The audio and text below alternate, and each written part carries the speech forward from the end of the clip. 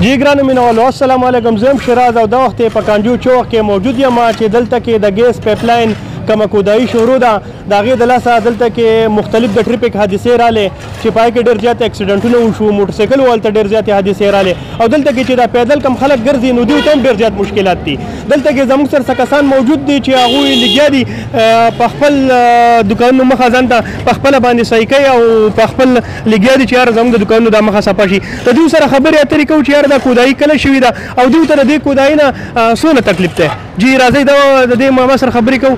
جی ستاسو نوم سره؟ محمد زاده جی. محمد زاده صاحب دا راته ووایئ دا کومه کودایي چې شوې ده او دا کومه صفایي تاسو کوئ نو دا بل څوک نه کوي چې تاسو یې پخپله کوئ؟ نه څوک چا سره دا فکر څه خو تر ده دا ځای بدل دی خاور ارته ول پکار تا ته به ټول کاروبار بند کړي. دا پرونه د موږ ته څومره سخت تکلیف دی د پیدل میدل ولته پرون دلته موږ لاره جوړه کړه.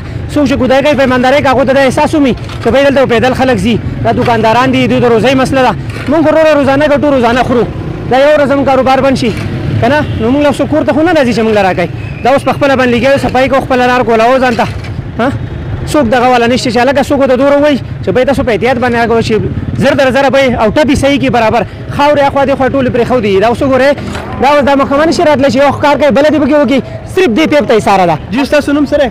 جی زما نوم خو عمر صدیق دی او د دې کانجو اوسېدونکی یم او دا کار خو دې کسانو شروع کړی دی. موږ ته تکلیف شته موږ خو دا خلک خو کاروباریان دوکانونه خلک دی دا بلکې زموږ د محلې د کوڅې یوه لاره ده او دا لاره په دې واړه اوړي راوړي نو د دې نه تکلیف شته دی خلکو ته ډېر چې دا زر وکړي نو ښه به وکړي. جی ستاسو نوم سره؟ زما ارشد نوم دی او زه د کانجو اوسېدونکی یم. دا سویګیس والا دا کار کړی دی او هر څه یې دغسې پرېښودي دي. اول دا کانجو چوک دی دا کاروباري مرکز دی زنانه پې هم راځي په دې روډونو ماشومان هم راځي خاورونه دي د لاسه ټول ټپ ټوپ دی روډ بند دی او موږ ته ډېر مشکلات دي. دا د یو ګنټې دوه کار دی د شپې کار وکړي خاوره په ځای پرېږدي او بیا ترې ځي خو دا خاوره پرې هم غورځوي پیپ یې غورځولی دی او خاوره یې په ځای پرېښودې ده او تلې د زمون سویګیز محکمې ته دا خواست چې کار په ټایم ختموئ. جی ستاسو نوم سره؟ زما نوم محمد اکبر. حاجي صاحب دا راته ووایئ دا کومه کودایي چې شروع ده د دې نه د کومه ده پورې مطمئن یې؟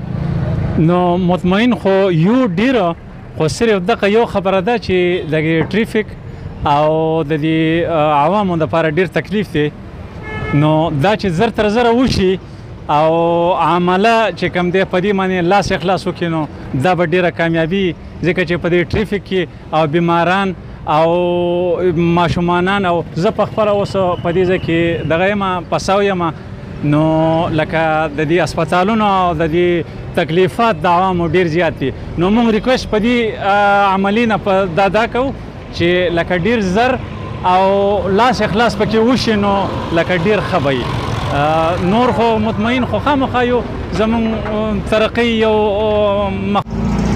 جی ستاسو نوم سره؟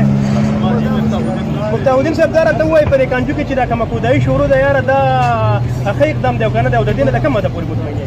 د دې نه چې موږ دومره مطمئن یو اقدام خو ډېر ښه دی خو چې دوی فوري طور کار کولی شپه تر شپه او سهار له هغه ځای واپس بندولی نو د ټریفک کم رش چې په دې باندې جوړ دی د اپر سوات یا د دوو تحصیلونو د دویم ډسټرکټ د کندهار نه چې کوم خلک به دې طرف راځي نو هغه رش کوم نه او مسله به حل شي او باروبار په دې کې اکسیډنټ کېږي او دغه مشتو ګریبانې روزانه یو بل د خلکو سره په جګړه د دوی د لاسه ورځي. نو محکمه سویګیس ته په اخره کې څه پیغام ورکوي؟ محکمه سویګیس ته دا پیغام ورکوي چې الله یې خوشحاله کړه ګاډي د سره دي سهولت د سره دی هر سره دي لایټونه د سره دي د شپې دا کودایي کوئ او پیپ خاوره پې اړوئ ځئ د ورځې خوبونه کوئ. مینوالو د خلکو خبرې تاسو واورېدلې یقینا هغوی محکمه سویګیس ته دا زورنه ورکړه چې دا کمې شولډرې تاسو ماتې کړي دي نو که دا تاسو دوباره ریپیر کړئ نو دلته کې به دا کانجو کم خلک چې دی یا دلته کې دا نور میلمانه کم خلک چې ځي راځي نو هغو ته په تلو راتلو کې ډېره زیاته اساني پیدا شي. نو د بل پروګرامه پورې خپل کوربه شیراز خان له اجازت راکوي د الله په امان.